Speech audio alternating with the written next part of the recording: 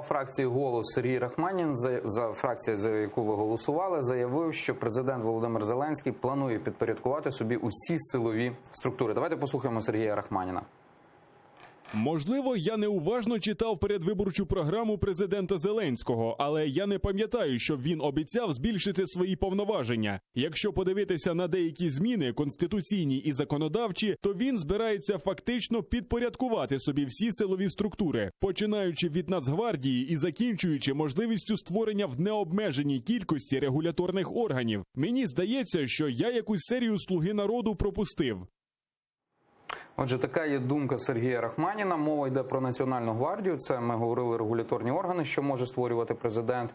І зараз йде мова про те, що Національну гвардію можуть підпорядкувати напряму президенту України, тому що до цього вона підпорядковувалася, досі ще підпорядковується міністру внутрішніх справ.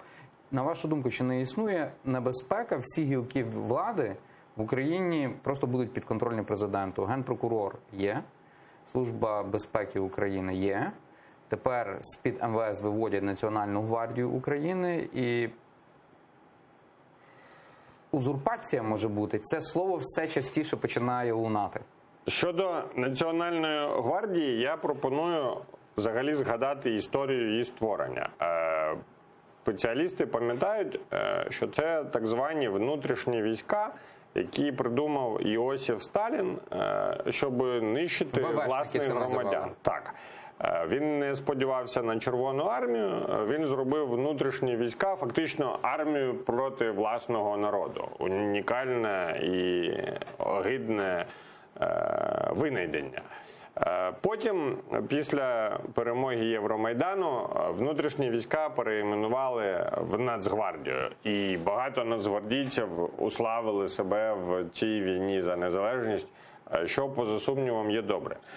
Моя позиція наступна, і це буде в програмі нашої політичної сили. Національна гвардія має стати місцем, яка готує громадян до оборони держави. Багато хлопців, чоловіків, які не є професійними військовими, хотіли би отримати навички насамперед партизанської боротьби, бо всі хочуть бути готовими до найгіршого, якщо доведеться на своїй землі зустрічати ворога там, де живе сьогодні людина, яка, слава Богу, живе в мирі, не так, як в Донецьку і Луганську. І Нацгвардія має прекрасну базу і чудові традиції останніх років, щоб стати місцем такої підготовки. В такому випадку ми пропонуємо її підпорядкувати Міністерству оборони і Генеральному штабу. По суті, це буде партизанська армія, яку Україна зможе розгорнути проти агресора, якщо нас чекатиме широкомасштабне вторгнення. Те, що зараз Національна гвардія підпорядковується міністру внутрішніх справ, тим більше, що йдеться про Арсена Авакова, це дуже погано, на мій погляд, і це треба міняти. Але, повторюся, за нашою пропозицією, ми би радили віддавати Національну гвардію в управління військовим, щоб це був додатковий спосіб обороняти нашу державу.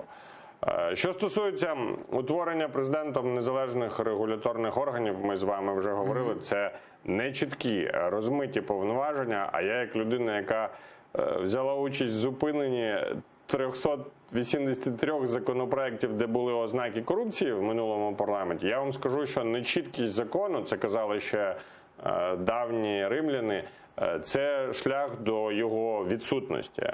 Тож в даному випадку я позицію Сергія повністю підтримую.